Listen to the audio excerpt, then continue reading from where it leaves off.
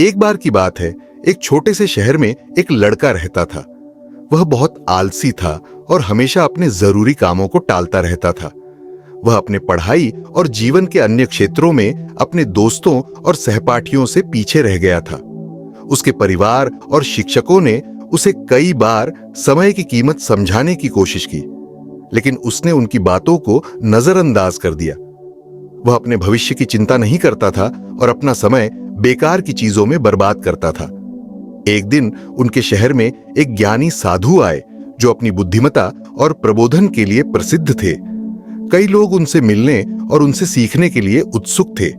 वह लड़का भी साधु से मिलने गया, यह उम्मीद करते हुए कि वह साधु से कुछ टिप्स प्राप्त कर सके जिससे वह जीवन के हर क्षेत्र में अपने दोस्तों से आगे निकल सके। जब उसकी बारी आई तो उसने साधु के सामने झुककर कहा, गुरुजी, कृपया मेरी मदद करें। मैं अपने जीवन में असफल हूं। मैं हर क्षेत्र में अपने दोस्तों और सहपाठियों से पीछे रह गया हूं। मैं उनसे आगे निकलना चाहता हूं और सबसे बेहतर बनना चाहता हूं। कृपया मुझे बताएं कि मैं यह कैसे कर सकता हूं। साधु ने लड़के को दया से देखा और कहा, मेरे बच्चे, तुम इसलिए परेशान हो क्योंकि तुम अपने समय की कदर नहीं करते। तुम आलस करते हो और अपने कीमती पल बर्बाद करते हो जो कभी वापस नहीं आएंगे। चलो, मैं तुम्हें एक कहानी सुनाता हूं जिससे तुम समय की महत्ता समझ सको। लड़का ध्यानपूर्वक सुनने लगा। साधु ने कहानी शुरू की। एक समय की बात है, एक राजा था जो बहुत उदार और दयालु था। वह अपने लोगों से बहुत प्रेम करता था और हमेशा उनकी जरूरतों में उनकी मदद करता था। एक दिन उसे अपने पुराने सहपाठी से मुलाकात हुई जो गुरुकुल में उसके साथ पढ़ता था। वह सहपाठी बहुत आलसी और गरीब था। उसके पास न कोई नौकरी थी, न पैसा और न ही कोई सम्मान। वह हमेशा अपनी किस्मत को कोसता और दूसरों को अपनी समस्याओं का दोषी ठहराता। राजा ने अपने सहपाठी को पहचान लिया और उसके लिए दुखी हुआ। उसने उससे उसकी जिंदगी और समस्याओं के बारे में पूछा। सहपाठी ने दुखी होकर कहा, हे राजा, मुझे समझ नहीं आता कि लोग क्यों कहते हैं कि मैं कुछ भी नहीं कर सकता। जब भी मैं कोई काम पाने जाता हूं तो सभी मुझे मना कर देते हैं। मेरे दुश्मनों ने सबको बता दिया है कि मैं कभी भी समय पर काम नहीं करता। मैं नहीं समझ पा रहा हूं कि मुझे क्या करना चाहिए। राजा ने कहा, चलो हम एक सौदा करते हैं। सूर्यास्त से पहले तुम मेरे खजाने में आओ और जितना सोना और रत्न ले जा सकते हो ले जाओ, वह सब तुम्हारा होगा। सहपाठी बहुत खुश हुआ और राजा का बार बार धन्यवाद किया। वह जल्दी से अपने घर गया और अपनी पत्नी को सब कुछ बताया।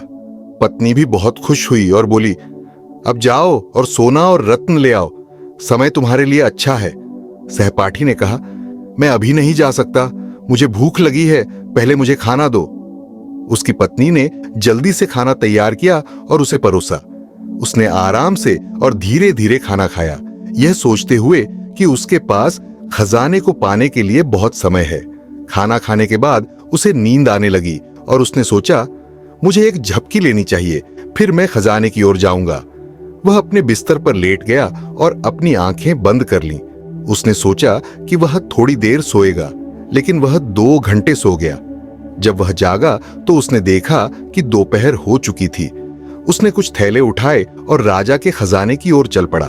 रास्ते में सूरज तेज चमक रहा था और उसे गर्मी लग रही थी। उसने सोचा, मुझे एक पेड़ के नीचे थोड़ी देर आराम करना चाहिए, फिर आगे बढ़ूंगा। वह एक पेड़ के नीचे बैठ गया और आराम करने लगा। ठंडी हवा चल रही थी और मौसम सुहाना था। जैसे ही वह आराम करने बैठा, उसे फिर से नींद आ गई। वह और 4 घंटे सोता रहा।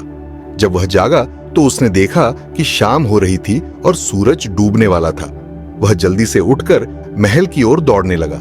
कुछ समय बाद वह अंततः महल पहुंचा, लेकिन बहुत देर हो चुकी थी। सूरज डूब चुका था और महल के दरवाजे बंद हो चुके थे। आलसी आदमी निराश खड़ा रह गया। उसने अमीर बनने का मौका खो दिया था क्योंकि उसने अपने समय की कदर नहीं की। साधु ने कहानी खत्म की और लड़के की ओर देखा। लड़का चुपचाप खड़ा रहा। उसने अपनी गलती को समझा और शर्मिंदा महसूस किया।